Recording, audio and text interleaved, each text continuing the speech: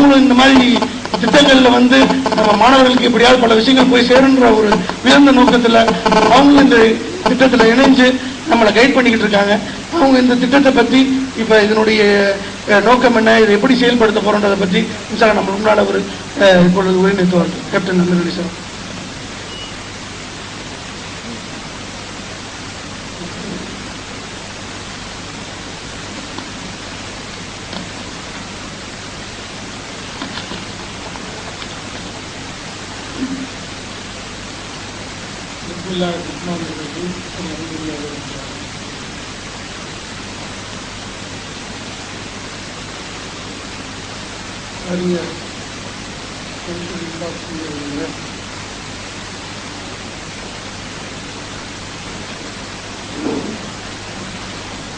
சிங்கப்பூரிலிருந்து வந்திருக்கக்கூடிய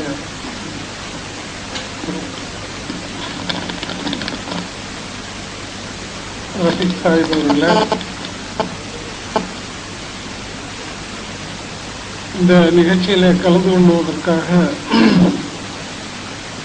வந்திருக்கக்கூடிய அழைப்பாளர்களே, அஸ்ஸலாமு அலைக்கும் வரஹ்மத்துல்லாஹி வபரகாத்துஹு.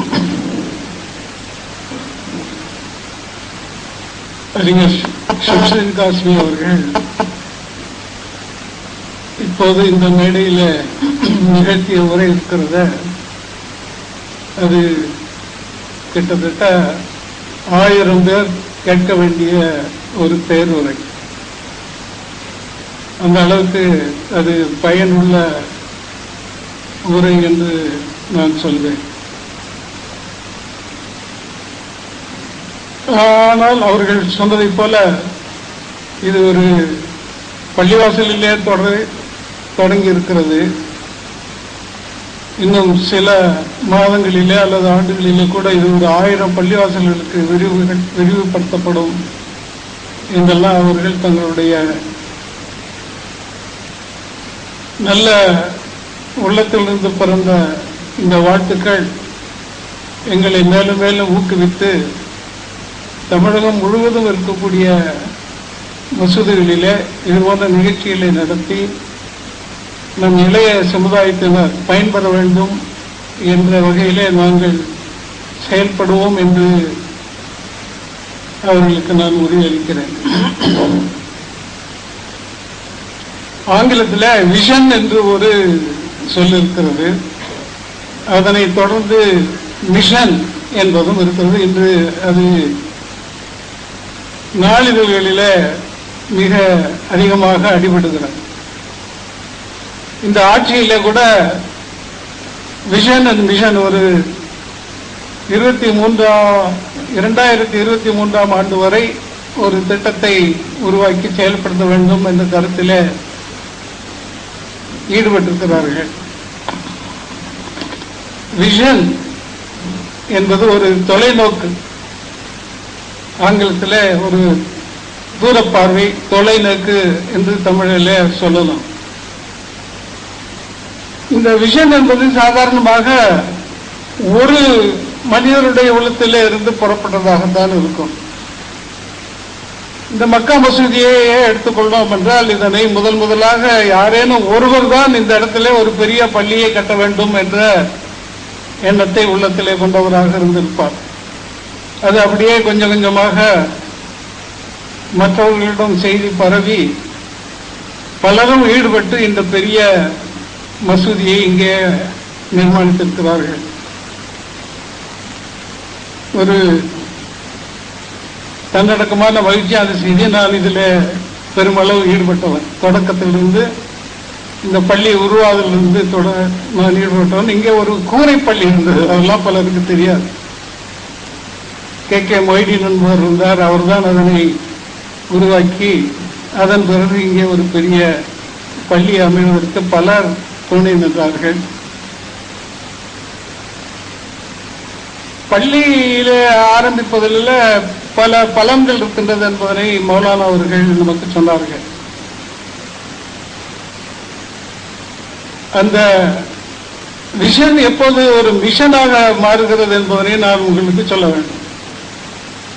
பலரும் ஈடுபட்டு ஒரு திட்டத்தை உருவாக்கி அதனை வழி நடத்தும் போது அது ஒரு மிஷனாக மாறிவிடுகிறது.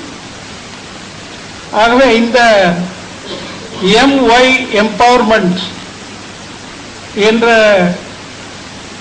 கருத்தியல் இருக்கிறது, அது ஒரு விஷனாக இருந்து பின்னர் அது இப்போது ஒரு மிஷனாக உருவெடுத்திருக்கிறது என்பதையும் நான் சொல்ல வேண்டும்.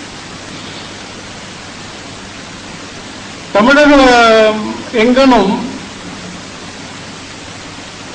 முஸ்லிம் மாணவர்கள் பல வகையான கல்வியினை இப்போது மேற்கொள்ளுகிறார்கள்.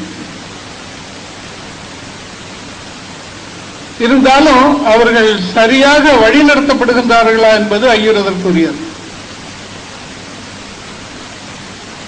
BE படித்த பிறகு BPOவில் வேலை பார்க்கிறார்கள், பிரவுசிங் சென்டரிலே வேலை பார்க்கிறார்கள். இரண்டும் அவர்கள் எல்லாம் அடிக்கடி வருவதுண்டு. அவர்களுக்கு நான் சரியான வழிகாட்டுதல் இல்லாததனால் காரணமாக தானே இவர்கள் இத்தகைய வேலையை பார்க்கிறார்கள். ஒரு 5000 8000 வரை அவர்களுக்கு கிடைத்தால் போதும், தங்களுடைய குடும்பத்துக்கு அதனை பயன்படுத்தி மகிழ்ச்சி அடையலாம் என்ற அளவிலே அவர்கள் இந்த browsing centre, call centre, customer care centre இதனை விட்டு சற்று உயர்வான பதவிகளில் அவர்கள் அமர வேண்டும் என்ற கருத்திலே தான் இந்த மிஷன் எல்லாம் அமர்ந்திருக்கிறது. வெப் டிசைனிங் இருக்கிறது. இதுபோல இன்னும் அதற்கு அடுத்த நிலையிலே உள்ள பயிற்சிகளை பெற்றிருந்தார்கள் என்றால் அவர்கள் இது போன்ற அதற்கு ஆங்கிலத்தில் அண்டர் எம்ப்ளாய்டு என்று சொல்வார்கள். தகுதிக்கேற்ற வேலை கிடைக்காமல் தகுதிக்கு குறைவான வேலையிலும் ஈடுபட்டு இருப்பதுதான் அண்டர் எம்ப்ளாய்மெண்ட். ஆகவே அவர்களை இந்த வகையிலே நல்ல பயிற்சி பெற்றவர்களாக ஆக்க வேண்டும் என்ற கருத்திலே தான் ஒரு 5 ஆண்டுகளுக்கு முன்னாரே இந்த NAP என்ற ஒரு அமைப்பு உருவானது. அடுத்தபடியாக STEM என்ற ஒரு அமைப்பையும் நாங்கள் உருவாக்கி இருக்கிறோம். ஸ்டூடெண்ட் எம்பவர்மெண்ட், STEM, STக்கு ஸ்டூடெண்ட், EM எம்பவர்மெண்ட். அதனை காட்டிலும் இன்னும் கொஞ்சம் விரிவாக்கி செல்வோம் என்ற கருத்திலே தான் இந்த MY, M என்பது முஸ்லிம், Y என்பது யூத், முஸ்லிம் யூத் எம்பவர்மெண்ட் என்ற ஒரு அறக்கட்டளையே நாங்கள் இப்போது பதிவு செய்திருக்கிறோம்.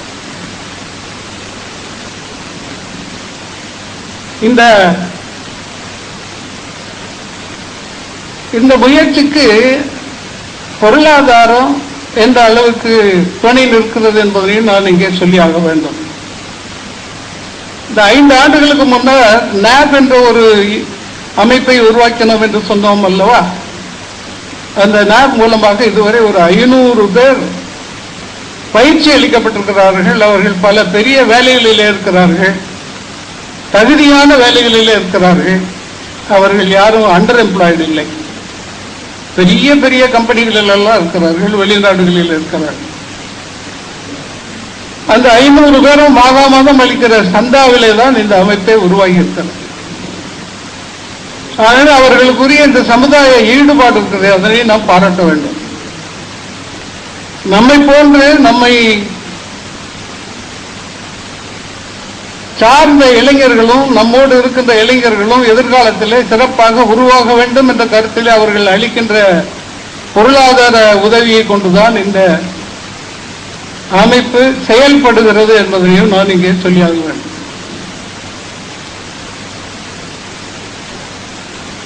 முஸ்லிம் யூத் என்பது ஒரு பொதுவான சொல். முஸ்லிம் இளைஞர்கள், அதாவது ஸ்டூடெண்ட் எம்பவர்மெண்ட் என்று நினைத்திருந்தோம். அது ஒரு குறுகிய வட்டத்துக்குள்ளேயே நின்று போய்விடுகிறது. ஆனால்